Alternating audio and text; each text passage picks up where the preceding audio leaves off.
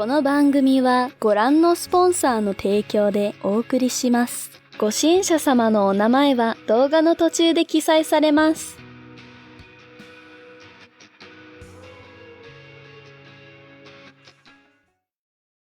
Episode 14 begins with a map being slapped down onto the living room table of the Oz house. Ranger, Qrow, and Roman are seated around the map, looking at it as Qrow rattles off instructions for the day's operation. He's narrowed down the area that the Brandwinds could be in particular half a dozen routes to the northwest of Mistral heading up towards Lake Matsu. Between that and what he remembers of the tribe's usual settling patterns, there's about 4 different plots where they could probably be set up. With a little more legwork, they should be able to narrow it down some more, and from there they can head out. The closest plot is relatively close by foot, but the others could take days, if not weeks to get to, so they'll have to prepare for quite a hike and a fight. Everyone is staring at him, and John asks how Qrow came by all this information. Qrow explains that while they were playing card games, he was working, watching the roadways and city entrances for damaged or raided merchant caravans. After that, it was just a matter of a few follow-up interviews while the kids were out and about. The room is quiet, and Ruby cheers, "That's my uncle! So what do we do next?" Qrow explains that he's still waiting to hear back from some caravans to narrow down the field, and after that, they'll have everything they need. What needs to happen now is to gather supplies and collect huntsmen. He can handle the latter, but the kids should handle the shopping. After all, their old equipment hasn't held up so well. And he turns his eyes to multiple rucksacks in the corner that are literally falling apart. In fact, a cord holding a saucepan snaps while looking at it. With that, Qrow straightens his stand and hooks Harbinger on his back, walking to the door. Nora asks if he wants someone to go with him, but he says that veteran huntsmen won't exactly be leaping at a job where rookies are at the heart of things, no matter how good they might actually be. No, he'll move faster on his own, and he has more street cred to tout around. Just get the supplies and start prepping a big dinner for everyone that's going to come around when he brings them. Everyone watches him leave before Ren realizes out loud that Qrow didn't leave them any money. All eyes turn to Roman and he sighs, saying, "You kids are a bad influence on me." What follows after this, in a rare instance where I can actually say it in this script, is a near one-to-one retread of Qrow's search for the Huntsman from Volume 5, Episode 6. The only exception is adding a small scene at the beginning where he's checking the Huntsman boards, finding many of them on assignment and many others of unknown status. He makes a cross-reference of contacts on his scroll and heads out, but other than that, we follow him as he scours the city, goes into that ramen shop, pisses off the owner, goes around town, searches for Heather Shields at her house, meets her dejected and scared family, and finally comes back to the board with a reassessment of what the unknown designations truly mean. Truly, this has been Qrow's ungroovy adventure. We end the sequence with Qrow revisiting the ramen shop and paying the tab for the lost huntsman colleague, leaving the racist and aggressive owner conflicted. Outside the shop, Qrow sighs and walks through a sitting flock of birds that scatter and fly into the sky, where we follow them. Moments later, we come down in front of the cherry tree at the ruins, with Yang, Neo, and Weiss facing Raven. Nearby, Vernal is supporting a pillar, pointedly disinterested in the conversation happening between her mom and her sibling. Raven says this is Yang's last chance to change her mind, but Yang stays firm. Raven nods, and she says she'll miss the insubordination from Weiss. It was refreshing. Weiss replies that that's a weird thing to remember about someone, but Raven points out that at the very least Weiss is memorable. Weiss at the very least talks, and her eyes fall to Neo, who's patently confused before Yang tells her mom that Neo's mute. Raven's surprise is minimal, and she replies that she thought Neo was just scared of her. Oh well. Neo stares at Raven with pure confusion before Yang steps up and asks to hurry this along. Raven waves off Yang's impatience and opens a portal with her blade. Yang gets on Bumblebee, Weiss behind her, and Neo poises herself precariously on the bike's cowl cover. Yang says that normally this is where someone would wish them luck, and Raven tells Yang to make her own luck. Yang replies, "Wow, harsh," and revs her engine. Before they can go, Vernal tells them to wait and circles away from the pillar. She approaches Weiss and hands her a wood-sculpted Nevermore. Weiss takes it and asks if Vernal is sure, and she is, but Weiss shouldn't read anything into it. Weiss smiles warmly at her and says that she'll treasure this, always. Vernal smiles back, briefly, before locking eyes with Yang. For a second, they're still, before she reaches into her pouch and draws a miniature sculpt of Yang's bike. Vernal looks to the side and says, "I think your bike's pretty cool." Yang dumbfoundedly takes the carving and slowly puts it in her pocket, saying a weak, confused, "Thanks?" as Vernal walks beside her mother. Yang says they'll be going, and with no further words from Raven or Vernal, the trio drive into the portal, Neo waving off the back. Vernal doesn't turn to watch them leave. Meanwhile, Qrow is out on a promenade on the mountainside, overlooking the city below. He's scowling into the middle distance when the portal sounds behind him on a flight of stairs. He watched it warily, reaching for Harbinger, and is lingering there until finally the trio come bursting through, jittering down the stairs on the bike and sliding to a stop in front of him. Yang curses to herself that Raven's an asshole for dropping them off on the stairs, and the other two are still shaking off the jolt. Qrow says Yang's name in surprise, and the three look to him, Yang putting on a massive strained grin before saying, "Surprise!" We cut to black, ending the episode. Now isn't that a happy little reunion? Nothing beats meeting up with someone you trust and respect. Well, nothing except meeting all the wonderful new patrons that support me. Oh yeah, baby, still got my Segway A-game. I'd like to publicly thank my newest patrons for signing up. Fernando Ibarra Jr., Borna Fire Shotson, Changus Khan, Nolan Gamchi, Richard Marin, Will, Siberian Purple Cat, and B.R. Jacobs. It's wonderful having you guys, as well as all of my other amazing patrons supporting me. Without you guys, none of this would be possible. Remember that for $1 or more to my Patreon, you get access to the Team Frostbite Discord server, The Tundra, where prominent faces in the RWBY community like FatmanFalling, Dashy Lee, and the Sketchy Huntsman are all regularly active. You can join in on regular activities, such as Bad Fanfiction Night, which I host just about every single Friday. I hope to see all of my new patrons in there, and I hope to see more of you in there in the future as well. Now, with one more thank you to all of my patrons, we can return to our regularly scheduled fixing. Episode 15 fades in on a boiling pot of sukiyaki being prepared by Team Ranger. There's some light conversation going on between the four, like asking if they have enough food or if they've overbought supplies, which is matched by a cutaway to an entire room stuffed with materials. But otherwise, it's a fairly short amount of time before Qrow arrives at the house with Yang, Weiss, and Neo. We get Qrow calling for Ruby, her bringing the tea, and then her seeing Yang and Weiss, prompting her to drop the entire set in shock. She mumbles incoherently, Yang walks up to her, and they have a totally not awkward animated hug before finally inviting Weiss into the hug pile. Again, in a rare moment, this basically plays out untouched. During all of this, the other members of Ranger enter the room and watch the reunion, and Neo makes herself small at Qrow's side, trying to avoid Ruby's gaze. Eventually, the hug breaks, and Yang gently grabs Ruby by the shoulders, saying that she has someone to introduce to Ruby and she has to promise not to freak out. She then steps away and Ruby sees Neo clearly for the first time since the fall of Beacon. Ruby blinks and is still, prompting Yang to say, "Huh, didn't expect that reaction," before Ruby turns to her and says that they have someone to introduce to Yang, and she has to promise not to freak out. Yang is about to question her when Roman bursts through the front doors, carrying a full armload of supplies. He complains about some asshole parking their garish bike out front and how difficult it is to pickpocket after rush hour. He drops the supplies, and when he sees Qrow, he smiles and says, "You didn't hear that." Then he turns to find Neo there. He blinks, rubs his eyes, blinks again before saying flatly, "Aren't you dead?" Neo looks at him with watery eyes before jumping into his arms, forcing him to spin on his heels. When they're finally grounded, she begins to beat on his chest angrily, her face mixed with rage, sadness, happiness, confusion, a whole slew of emotions. Everyone watches, John asks exactly what is their relationship, and Nora tells him not to ruin the moment. He responds that they're criminals! Yang says that they all have a lot to discuss, and Ruby agrees, though Ren is quick to say that dinner comes first. A full stomach should come before emptying one's mind. Ruby frets over having enough food for when the huntsmen come, and Qrow finally steps in, saying that they don't really need to worry about that. Unfortunately. Weiss is next to speak, saying that she's starving. She hasn't eaten a proper meal in weeks. Ruby pinches her nose and says it smells like she hasn't bathed in weeks either. Weiss stamps her feet and says that she was actually told that she bathes too much. Then she drops the haughty facade and says that she desperately needs a bath immediately. Ruby nods and says she'll show them to the showers while everyone else finishes dinner. John asks, "What about them?" looking to Neo and Roman, who seem to be silently communicating to each other. Yang just says, let them have their time, they'll be fine, probably. So what's this about dinner? We then cut to the whole crew absolutely pigging out on all the delicious food they made, and all the food is properly prepared and not served in one gigantic tub because our artists actually understand how food works. When Ruby asks for her duck sauce, she gets her goddamn duck sauce.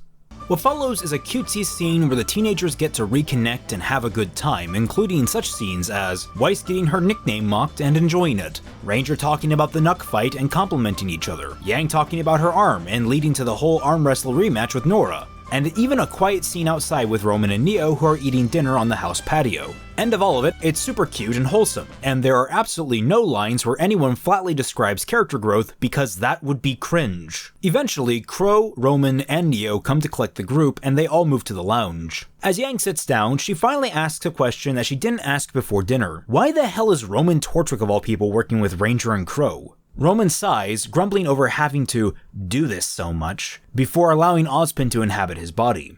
Ozpin greets Yang and Weiss warmly, as well as Neo, who is more than a little weirded out by Roman speaking with another man's voice, to the point she steps away warily to Yang's side. As Ozpin gives the cursory explanation he needs to and the confusion begins to wear away, Yang curses to herself, "Shit, Raven wasn't lying."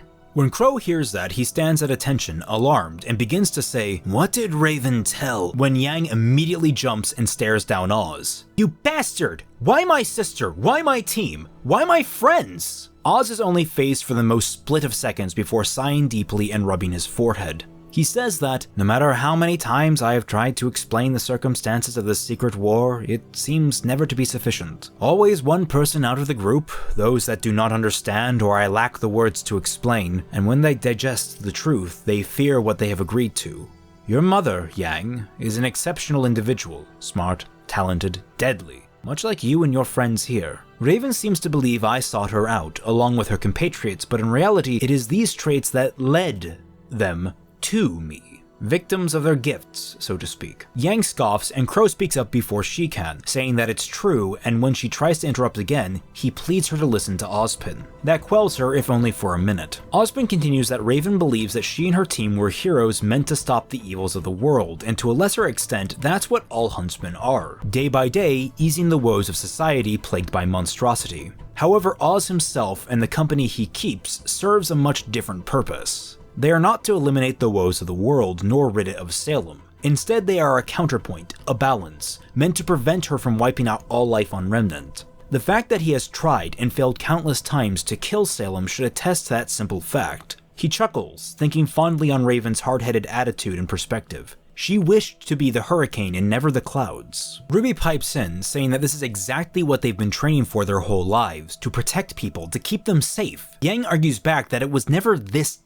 big. It would be protecting villages, doing contract work, not saving the whole world. John speaks up that it's not like they really have much of a choice. They weren't all that involved when Beacon fell, the disasters came to them. And now that they know the truth, ignoring it would be... John trails off and Ren finishes by saying, "Immoral." Ozpin chimes in that, immoral as it may be, foisting the entire world on someone's shoulders is not an easy thing to ask, and says there's no shame in anyone that wishes to leave. That goes for everyone, not just Yang, Weiss, and Neo. Quiet settles around the room, with everyone contemplating their decisions. Weiss is the first person to volunteer to assist Oz, surprising everyone, especially Yang, who balks at her and asks why. Weiss responds that between Ozpin's and Raven's stories, there's one clear factor. Salem exists, and she's trying to destroy the world. Ren's right that it'd be immoral, irresponsible to ignore that. Whatever truth there is to Ozpin leading people on, at the very least she knows she's doing something to stop Armageddon. And if they find a way to stop Salem later on, then they can talk about how Ozpin handled things. Ozpin praises Weiss's pragmatism, and Yang thinks on it, biting her lip. She looks to Ruby with that pleading look in her doughy silver eyes before relenting and agreeing to join the cause. But no more lies from Ozpin, no more miscommunications. If there's something they need to know, he will explain it until everyone in the room understands. Nora asks, "Even John?" And John gives an indignant, "Hey!" As the group laughs, Ozpin cedes control back to Roman. He blinks to awareness and turns to Neo, who is looking uneasily at him. He reaches for her, but seeing the discomfort in her eyes, he sighs and shrugs, giving her a lopsided grin while saying, "I'm still me." Neo still appears uneasy, but she approaches him and stands at his side once more, glancing at him periodically to make sure he's still him. Qrow watches the warm moments happening around him, smiling for only a split second before looking out the window and seeing a raging storm in the far distance, past the mountains. Scowling, he takes a sip of his flask and walks deeper into the room, the storm reflected on the window's surface. We then cut over to the very storm at the Bramwing camp, where the tribesmen are scrambling to batten down the hatches. Shiloh, guarding the outskirts of the camp, curses the sudden rain as a foggy mist begins to roll in from the tree line. From the mist, figures begin to emerge, people untouched by the rain and mud as the ground dries beneath their feet. As they come close, we see Emerald and Mercury, both flanked by Cinder. Behind them, Outside the seemingly anti-storm bubble is Watts, with his umbrella open and a scowl on his face.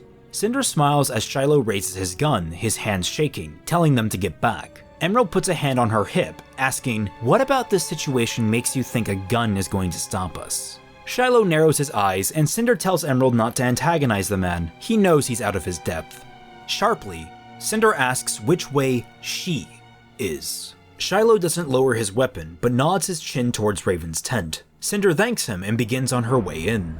Emerald and Mercury follow closely behind, though Merc teases Shiloh with a fake-out, causing the man to fire into the woods out of surprise. Watts chides Mercury for his sophomoric behavior and lays his hand on Shiloh's revolver, apologizing to him for his colleague's disrespect. We cut to Raven's tent, where she's plugging a hole in the ceiling when Vernal comes in, saying that Salem has found them. Raven is pensive, but looks to her daughter and nods. Vernal puts on her face mask, and so does Raven. The two emerge just as Cinder approaches. Raven calls Vernal's name, and Vernal raises her hand. In a second, the storm around the camp dissipates, leaving them in the veritable eye. Cinder comments how quickly Raven decides to show her hand, and Raven replies that she thought she'd return the favor. It was nice of Salem to send some stupid kids, a failed-at-Legion scientist, and a maiden with an on-the-nose name. Watts corrects that he's actually a doctor, but the rest is on point. What follows is, spiritually, the same scene as in the original volume where Cinder exhorts Raven into cooperating with Mommy Salami. From Cinder's side, they want Vernal to open the door and retrieve the Relic of Knowledge, and afterwards everything is square. Salem will never bother Raven or her tribe ever again. Raven, knowing the tribe is between a rock and a hard place, agrees, on the condition that the salami slices kill Qrow and everyone around him who has allied with Ozpin. Cinder agrees to the condition, which is where Watts initially objects. But Cinder puts her foot down that she's the one in charge, and it'll be a perfect chance to get revenge for what happened to her, grabbing her covered arm in a phantom pain. This will upset Vernal, who asks if that means Yang and Weiss too, and Raven answers that of course it does. They're not free from the consequences of their own choices. If they've allied with Ozpin after everything she's said, they're lost causes.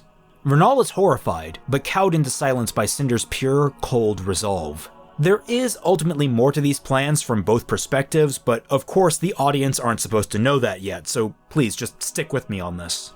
Agreed on their plan, Watts hands the scroll to Raven, saying they'll use that to contact her and organize the theft, which should be an easy walk-in, walk-out procedure. The scroll is special though, so he warns her not to break it. With arrangements made properly, Cinder and Raven meet halfway, and then Raven removes her mask so they can shake face to face. They shake 3 times, and on the third and final shake, the screen cuts to black, ending the episode. Episode 16 begins by fading in on the sign for Onsen, Onsen, Onsen, which is, you guessed it, a bowling alley. Sheesh, tough crowd. Anyway, outside the entrance there's a sign that says, no mixed bathing. We cut inside one of the shower rooms where we get quick cuts of RWBY pouring water over her head, Weiss scrubbing her arm, Yang rubbing in shampoo, before cutting to RWBY unceremoniously dropping into the water of one of the baths, next to a device using fire dust to heat the pool. Weiss chides her for being so unrefined, slipping in carefully herself just before Yang drops in beside her like RWBY did, San's arm of course. Weiss grips her nose and says that she thought it was bad enough that she couldn't get the tribe's stink out. Now she has to deal with the barbaric behavior as well. Yang points out that Weiss wanted to join them, and Weiss flushes, saying that it may have been a consideration at one point, but it was never serious. Yang chuckles at Weiss's expense, and RWBY excitedly leans against the edge of the onsen, which is an infinity pool overlooking the city below, chittering about how awesome the view is. Yang tells RWBY to be careful not to fall over the edge, and Weiss is dismissive, saying that with RWBY's luck a gust of wind would knock her right back into the onsen. RWBY pouts at them and says haughtily that she's confident that Weiss would catch them with her glyphs, to which Yang retorts, "Aw, look at RWBY, still depending on her little friend." Both girls shout hey in indignance, and RWBY counters that it's not just friendship. Weiss is obligated to, she's the best teammate ever. Her words, not mine. Weiss rolls her eyes and smiles softly, saying, well, she's got me there. Just as Yang splashes both of them with water. RWBY sputters that splashing is against the rules, Yang laughs and asks when RWBY respected the rules anywhere, and Weiss just laughs and sinks into the water, mumbling how nice this feels. She hasn't been this relaxed in months. Yang agrees, settling in, but Weiss notes that her shoulders are still pretty stiff. Yang acknowledges this and says that she's still stressing over who the maiden might have been back at the Branwen camp. They were just there, and if only they had an idea about the maidens she and Weiss could have. Yang is cut off when Weiss presses a finger to her lips, telling her to shush, that now is not the time for fretting. This is a treat. It's time to relax. For all of them. RWBY agrees, saying they've all been through a lot it seems. It's nice just decompress for once. No Grim, no bandits, no plane crashes. Idly, she hopes the guys are having a good time too.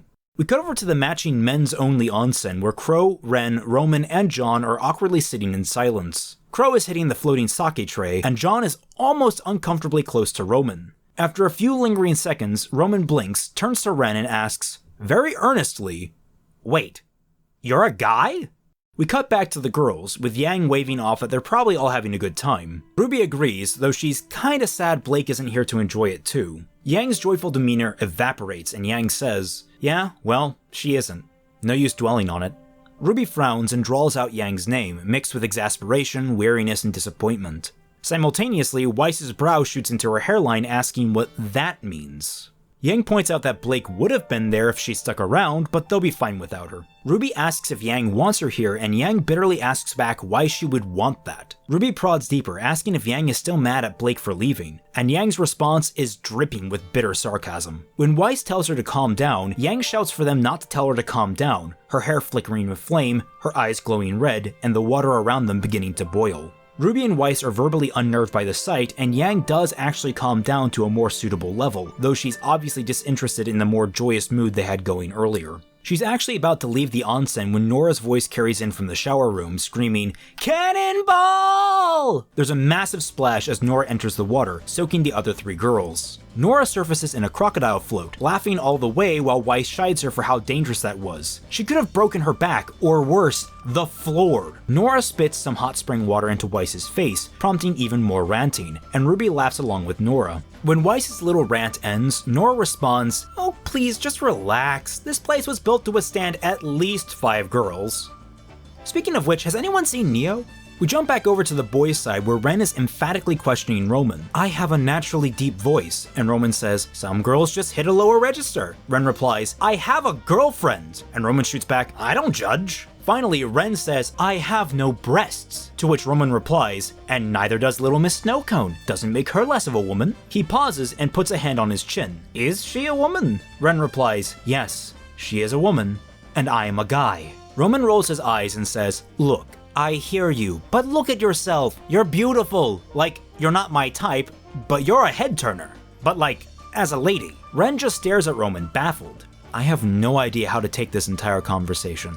Roman is now lost to himself, muttering, "Damn, I'm usually pretty good at telling this kind of thing," before turning to John beside him and saying, "Isn't that right, Neo?" John, who by this point has sunken up to his face in the water, blinks to awareness, looks to Roman, and gives a sheepish smile. When he blinks, his eyes turn to Neo's colors, and he reaches over to cling to Roman's side. Roman sighs and asks her not to do the puppy eye stare with another person's face, just when John walks into the room. He takes one look at Neo, who still appears like him, and he says, "I am so confused right now."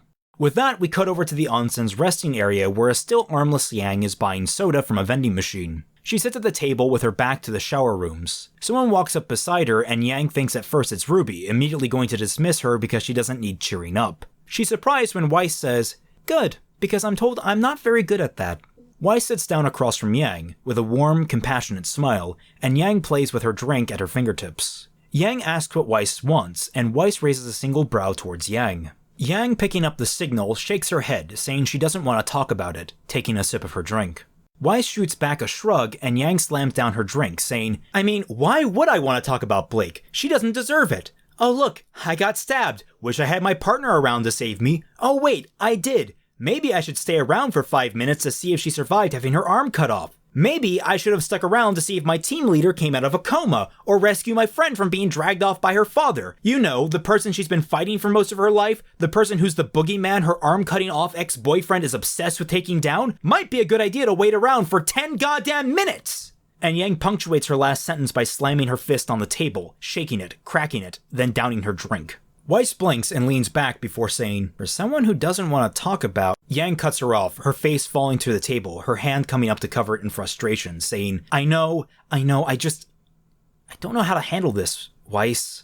Yang raises her head part way, her forearm still hunched as she speaks. "I'm always the one getting left behind. Raven left me, then Mom left us, then Dad. He was always so busy with school and Ruby couldn't even talk yet. I had to pick up the pieces. I had to keep things together, alone. And with Blake, when I got a partner, I thought for a minute that maybe I'd have someone that helped me keep things together, only to learn that she was a fixer-upper too. But that was okay. I was used to doing that. But then, at the Vital Festival, at the fall, all that work was meaningless. I was trying to be the best friend I could be, and she threw it in my face. Weiss watches Yang carefully, taking a deep breath before speaking herself. When I was 10, my dad finally admitted to my mom that the only reason he'd married her was for the family name. It was actually on my birthday. He missed the big dinner, she got mad, he finally snapped. I think she already knew.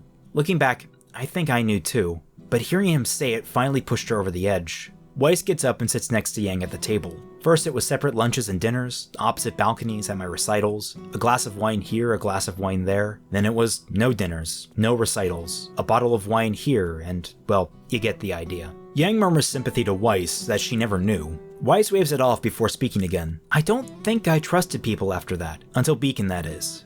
You guys, Blake included. It was rough, but I learned.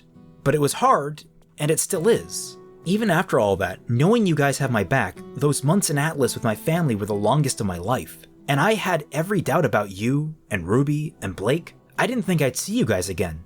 And that was the optimistic part of my brain. Eventually though, I had enough. I didn't want to be there anymore, didn't want all the lies and duplicity.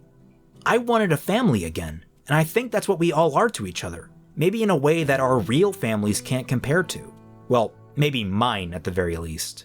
Yang replies that Weiss didn't run away, she was taken, and with no say of her own, and Weiss replies that of course she had a say. Does Yang really think a 57-year-old businessman could stop Weiss if she really wanted to stay? Weiss got scared, and she fell back on instinct, the one thing she was most familiar with, not trusting anyone and doing as she was told. And it was a moment of weakness that took, what, 6 to 8 months to break free from?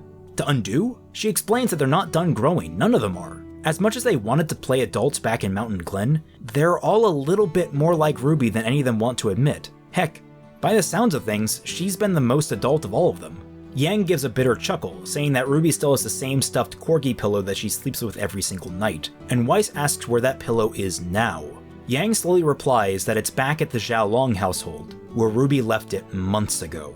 Yang's bitterness seems to sober, and Weiss wraps an arm around her. Yang gives an uneasy laugh at Weiss giving her a hug, but Weiss is quick to stop her from ruining the moment. Yang sighs and pulls her deeper into the hug, sobbing out that she's tired of people running away. Weiss leans their heads together and says that Blake will be back. She'll come back home.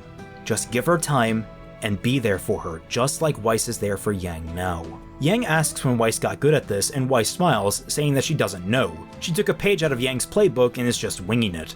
Yang sniffles and says it's working, hugging her deeper and laughing. The two share a quiet, pleasant moment together before hearing a racket back towards the showers. Nora's panicked voice screams for reinforcements. Ruby brought a water gun and she's going crazy with it. From beyond, we hear Ruby shouting, "Victory will be wet! Victory will be swift! It will be refreshing!" There's another crash, and we hear all the boys scream as Ruby laughs. Weiss blinks before standing and reaching for Yang's hand, recommending they go to stop her before the damages get out of control. After all, it's not like she has access to her dad's pocketbook anymore. Yang smiles softly at her, takes her hand and stands, asking if it isn't more important to protect their family from unruly redheads. Weiss smirks. They turn towards the showers, pump their fists in the air, and yell, "Banzai!" before charging in. Outside, we get one last shot of the front of Onsen, the background periodically shaking as laughing and screaming is heard. The camera shifts through the doors, through a shower, through one of the untouched onsens, and focuses on the port in the distance. There, emerging from the misty sea, is a ship carrying the Menagerie militia. On the bow is Blake, battle ready, eyes narrowed. Cut to black, and the episode ends. Episode 17 opens on the familiar White Fang symbol, one on the uniform of a guard out in the field surrounding the White Fang base. She yawns, and her partner complains that this is the 4th hour in a row that she's done that, and they squabble about her not getting enough sleep the night before. They also complain about the foggy and stormy weather and how it makes things too hard to see. Just then, 2 dark shapes blur by them, completely unnoticed as one of the guards is ragged on for being unfazed by the rain due to their duck faunus nature. We begin to follow the 2 shapes as they weave and duck through the field, using the fog as cover to avoid any number of patrols arriving at the mansion. We see Gamble getting thrown and latch into one of the walls, allowing Blake and Sun to climb up it and onto the roof of the building. The two, both heavily soaked, radio in that they've reached the main compound, and we hear Ilya give an affirmative on the other side of the line. We cut to a Mistrillian Mobile Operations Center where Ilya is manning the radio alongside Gira and Callie. Gira confirms to Blake that they've got 4 squads in position to move in once they've got a better picture of things inside. Ilya takes over the call and instructs Blake to move to a nearby skylight, and once she opens it, she'll have access to an air duct right below it. Back with Blake, she does as instructed and slips through the skylight into the air duct. We follow her for a quarter of a minute as she crawls through, uncomfortably tight in the space before reaching a vent. She peers through, making sure the coast is clear, and she calls back to Sun behind her that they'll break in through this vent, only to start panicking when he doesn't respond. Her panic skyrockets, however, when she looks through one of the grates and sees Sun nonchalantly walking around completely exposed. She opens the vent and stage whispers to him, asking him what he's doing. He turns around and holds up a half-eaten donut, saying with a mouthful that there were donuts in the break room 3 vents back. As Blake balks at him and drops from the air duct, Sun continues that they really need to start providing catering before missions. Blake glowers at him, but he holds up a second donut and offers it to her. She glares at the donut, then at him, then shides him to try and keep a lower profile before taking the donut and wolfing it down, all while walking on her way forward. The two stalk through the house, encountering surprisingly light resistance the whole way through, Ilya's voice in their ears telling them which way to go in order to get to the basement. Before going to Menagerie, they had been excavating down there, looking for something or going somewhere, and she never found out why they were doing it. Blake and Sun manage to slip by one last patrol and make their way down to the basement, where they find a number of troops transporting materials from the basement into a number of crudely carved tunnels in the basement's foundation. Hiding behind a pile of crates, the two are confused and radio in that there must be a second site they don't know about where they're transporting this material to.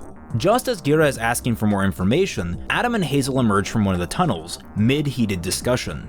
They're far enough away that only the louder portions of the argument carry over to where Blake and Sun are, but it's clear that the two are arguing over the numbers of the White Fang, that Adam's forces are being pulled thin. Adam reassures Hazel that they'll be able to manage, yet Hazel questions if their dwindling numbers has anything to do with disappearing defectors. Adam pulls Hazel in close, and while we don't overhear what's said, it's clear that Adam is defending his position and partially threatening the unflummoxed Hazel. Pushing Hazel away by the collar, Adam breaks off and heads back upstairs while Hazel ducks into the caves, warily watching Adam go. Blake and Sun describe what they saw to the base team, and they're told that a human working with the White Fang isn't unusual. There are a few crazies that sympathize with movements that want them dead. Sun blithely brings up the whack with the hat as an example, but Blake feels there's something more going on than just a simple sympathizer. Gira agrees and says that they need more information, telling them to tail that man and find out what it is at the end of those tunnels. Blake's eyes, however, are affixed to Adam as he reaches the top of the stairs, and though Sun gets her attention, it's clear where her mind is going. She says that maybe they can split and get more information faster. Sun will follow the man through the tunnels, and Blake will search the rest of the estate for documentation. Sun gives Blake an uneasy look, knowing full well what she's actually planning, and Gira openly disagrees with her course of action, ordering her to tail Hazel. She turns off her earpiece and puts in her pocket. Sun asks if she's sure, and she nods. He gives her an uneasy stare before pleading that she be careful. She nods solemnly and takes off after Adam. Now alone, Sun's ear is pelted with shouts from Gira, demanding that Sun prevent Blake from leaving, and Sun just tells Gira to trust his daughter. Besides, they've got the best man for the job talking to them right now, pointing to himself boastfully. He turns towards the tunnels and stealths his way to them, passing a dripping pipe, which we linger on. We follow a drop of water as it falls into a muddy puddle outside of Raven's tent back at the Bramwyn camp. We see Shiloh standing outside the flap of the yurt, talking to Raven and saying that the entire camp should be ready to move tonight at the earliest. Raven expresses her satisfaction with that, but clarifies they shouldn't need to move for another week. All the same, it's good to be prepared, especially with all the unseemly visitors they've been getting. Shiloh mentions that the tribe's members are getting restless about that and want to move sooner rather than later. Raven nearly threatens him, telling him and the people he's probably a messenger for not to speak out of turn. As long as she draws breath, she leads the tribe, she'll hear no argument for her plan. Shiloh seems a little less cowed than usual, but still backs off and walks into the rain. Raven goes back into her tent, where Vernal is lazily unstringing her bow. Raven sits down to read a book, but it only takes Vernal a few seconds of glaring before asking if she'll really hear no arguments. Raven gives an exasperated sigh and puts down the book and says yes, the tribe is hers to lead, and that includes her daughter. Vernal growls that they don't have to kill Weiss, or Yang for that matter. They could just kill Uncle Qrow and the people that won't listen to them. Raven pinches her nose and says this is all bigger than Weiss or Yang, that they can't take risks. Just because they were willing to listen doesn't mean they won't be swayed to follow that silver-tongued devil. Oz has a way of brainwashing people that had what she thought were good heads on their shoulders. But he snakes his way around that. Odds are, if Qrow knows where Ozpin is, then Oz has already worked his magic on the pair, and they can't take chances on letting them live to indoctrinate more people. Vernal stands and asks where Raven's limit is. Weiss was practically part of the tribe. Yang is her daughter. What if it was one of the tribesmen? What if it was Milo, or Kenny, or Shiloh, or me? Raven stares her daughter in the eye and says that she doesn't kill what has value to her. Value? Vernal screams. That's your limit? That's where you draw the line. What happened to tribe is family? Sure, the weak weed themselves out, but we don't kill them. They get left behind. We're a family, not just some horse you ride until it collapses, or some bike until it runs out of fuel. We're people, Mom. You're people. Raven replies quickly, they're replaceable. You're not. Vernal sneers, her eyes tearing up as she bites out that she's only worth something to Raven because she chose to be the Spring Maiden when no one else would. Take on a whole mantle just to keep the people she cared about safe. And she's doing this most of all for Raven. Just because Vernal made a harder choice doesn't mean she's automatically worth more to the people that they're both protecting. With that, Vernal turns on her heels and stomps out into the thickening rain, splashing along the muddy ground. Raven watches her go and sighs, muttering that Vernal is worth more than just that. Raven looks to the book on the table, reaches for it, hesitates like she might follow Vernal, but then picks up the book anyway. The sound of rain becomes overpowering before morphing smoothly into the sound of a waterfall. We cut back to Sun as he emerges from the tunnels, following closely behind Hazel and sticking to the shadows. They arrived at a large underground tunnel, open on one side with a massive waterfall covering the entrance. Side note for a little bit of lore that can only really be picked up on through visual details. This tunnel used to be a highway expansion that the city of Mistral abandoned maybe about 10-20 years back, so it's wide enough to provide a landing space for a small squadron of kit-bashed bullheads and the supplies being loaded onto them. The tunnel is abuzz with activity, with White Fang crawling absolutely everywhere, delivering crates from the smaller tunnels, mechanics working on the airships, and the crews fueling them. Sun hides behind a concrete outcropping and radios in what he's found, mildly panicked over the scale of the operation and the firepower he can see. Everyone in the command module are surprised to hear that the White Fang have an air force, and Gira says that the situation is quickly getting out of hand. They don't have enough people on the ground to handle this, and they're only going to get one chance. Sun is to pull back, find Blake, and get them both out of there before any alarms can be raised. Sun grimaces, looking back towards the way he came in, then looks down in front of him where there's a clearly labeled box of satchel charges. The audience can see the wheels in his mind visibly turning, as he slowly says that he doesn't think he'll get a second shot at this if they have to come back. There's no guarantee they'll still be here.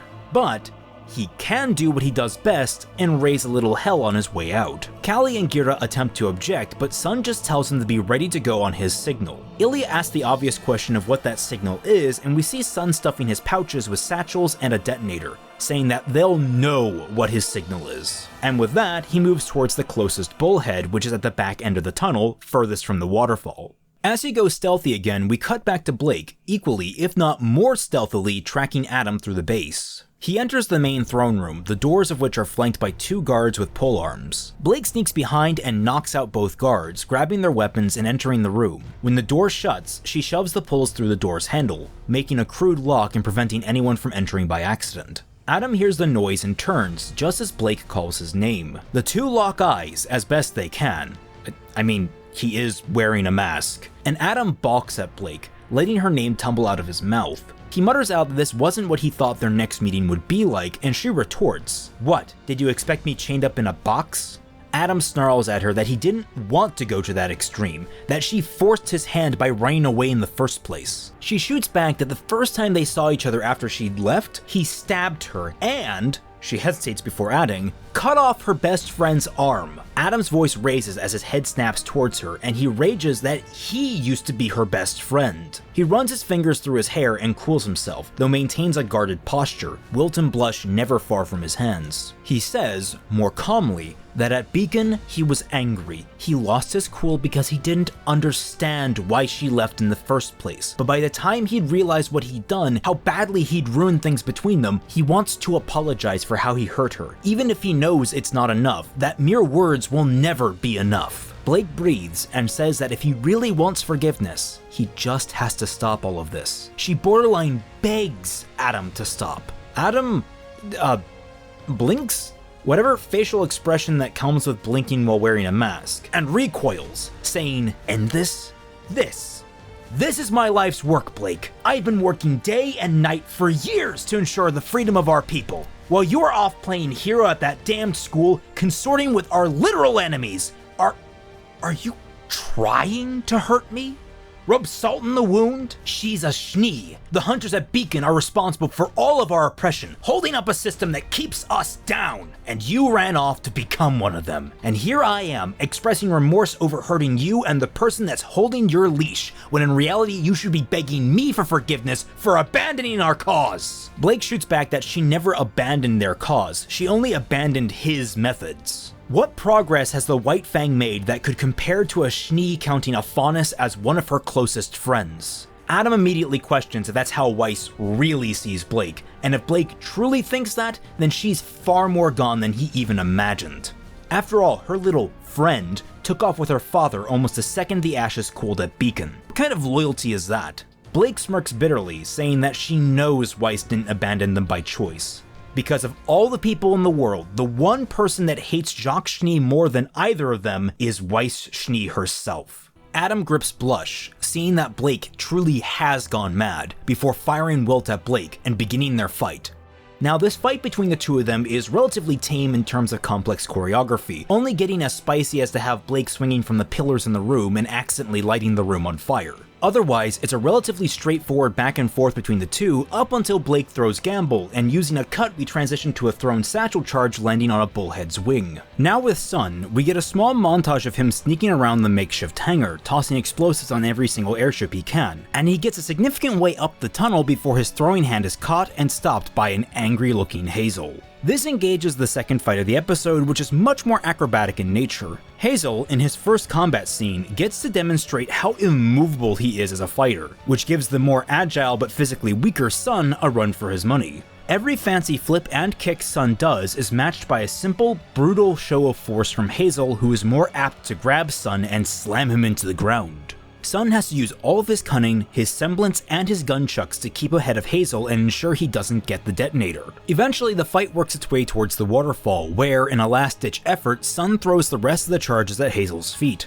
Hazel manages to grab Sun by his shirt and hold him in place, demanding he drop the detonator. Flippantly, Sun does, but when a flummoxed Hazel goes to pick it up with one arm, Sun has summoned two of his clones to hold him in place. This allows Sun to kick free from Hazel's singular hand, grab the detonator with his tail, and leap over Hazel's head. He ducks out of the waterfall, clicking the detonator as he does. There is a massive chain of explosions going down the length of the tunnel, and Hazel is launched through the air. And though he's not unharmed, he's certainly less harmed than most others would be, indicating an intense level of aura. Back with Adam and Blake, the two are locked in a stalemate, unwilling to bend to the other when the explosions rock the building. Blake immediately mumbles concern for Sun, and Adam scowls, asking, "What have you done?" He uses Blake's moment of concern as an opening to clock her with blush and cut open the door to the room. He gives Blake one last glance as she clutches her cheek before rushing out towards the basement. Blake gives chase, but is waylaid by panicking White Fang members, all trying to get to the cramped corridors leading to the main tunnel. Blake pushes her way through just in time to see Adam and Hazel ordering troops on board one of the four fleeing bullheads. Upon seeing her, Adam fires, scattering the rest of his troops around her, but pinning her down as the bullhead door closes and begins to lift off.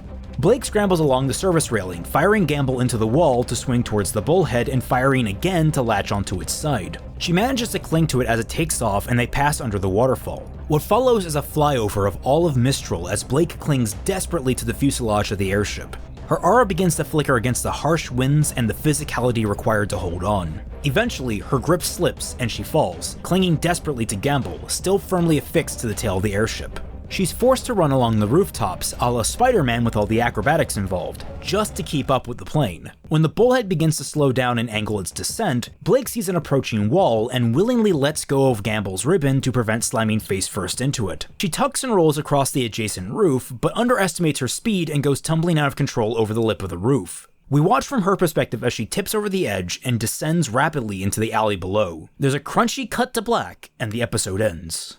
Episode 18 begins in Raven's tent, mid-argument between her and Cinder over the scroll that Raven was handed by Watts. Raven is insistent that they had a deal, and it's on Cinder to uphold her part of the bargain first. Cinder, however, is much more aggressive and bites back that there will be time after retrieving the relic where they can kill Qrow and his tagalongs. But right now, they've got a time press they weren't prepared for, especially if Raven wants to be free from Salem's pursuit. And Cinder adds, this is also ignoring how much time it'd take for Raven to get to Mistral. Even by car, it'd probably take too long, which means her only means of upholding her side of the agreement relies on her using her semblance to get to Mistral by portal, and for that, she needs Qrow alive. Raven scowls and Cinder taunts that yes, old Leo told her what Raven's semblance was, and if Raven wants to be free, she has to get to Mistral ASAP. Raven is beside herself, silently fuming at the scroll before speaking through gritted teeth that they'll be there. Cinder smirks and sings songs that she just knew Raven would be accommodating. She sharply reminds Raven to bring the maiden with her before ending the call. Raven shuts the scroll and calls for Vernal, telling her to be ready in 5 minutes to go. Vernal is surprised, asking what happened, and Raven snaps, her frustration bubbling over, demanding that Vernal just listen to her.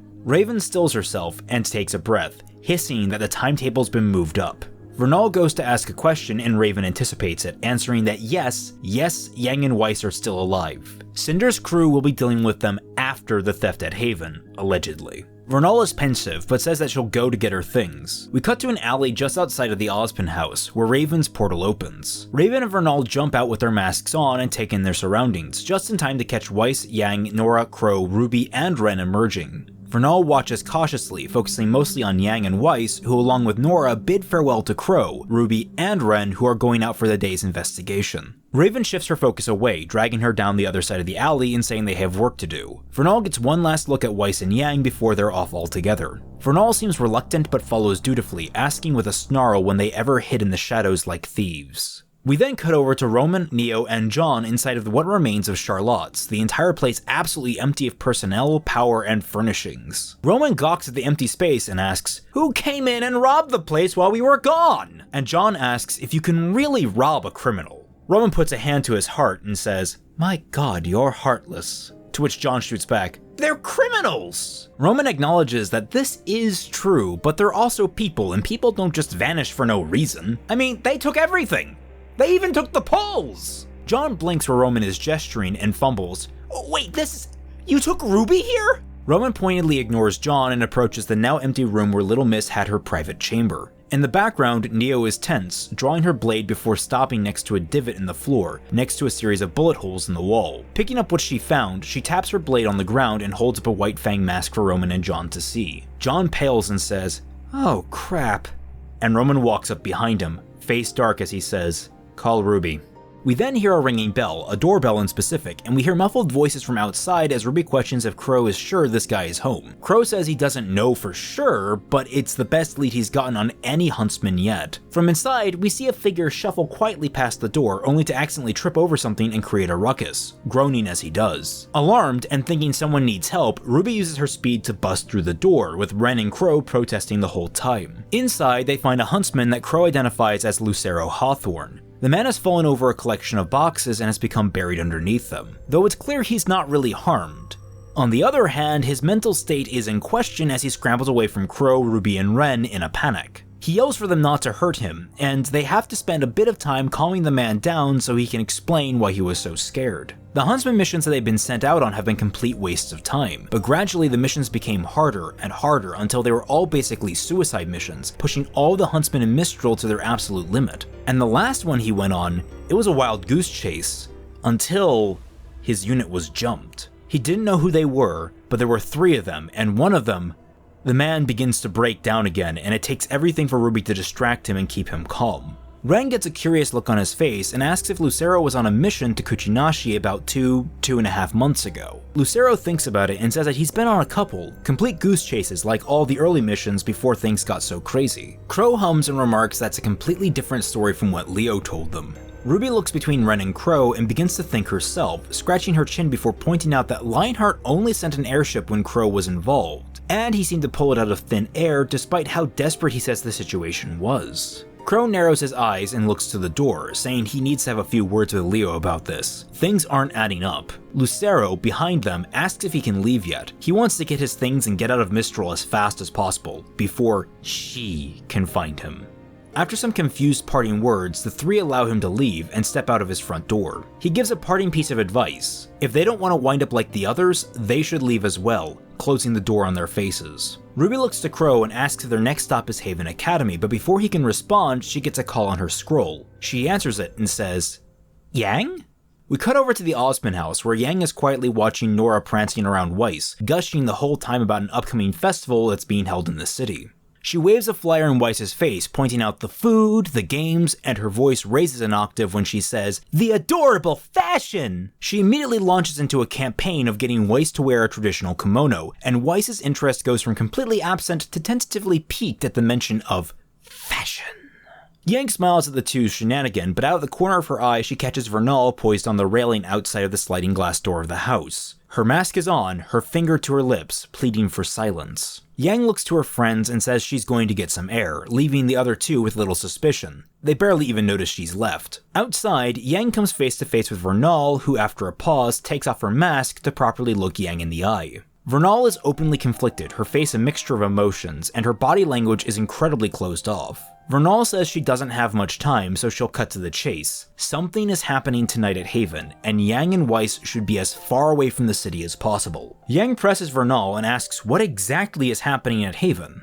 Vernal asks back what it even matters. When things are well and done up there, Yang, Weiss, all of their friends are next on the chopping block, and they need to leave. Yang says that things aren't that simple, but Vernal cuts in that they are. They stay, they die. Simple as that. Yang asks if that's a threat, and Vernal replies that it's a guarantee. Get Weiss away from the city. If Yang still feels like she needs to come back to protect Haven, or whatever she's been brainwashed into doing, she can do it once Weiss is safe. Yang pointedly asks why Vernal didn't go straight to Weiss, and Vernal replies that Weiss is too hard-headed. The minute she learns something is happening, she'll try to stop it. Yang has a moment of disbelief, saying, "Weiss is too hard-headed, and you came to me."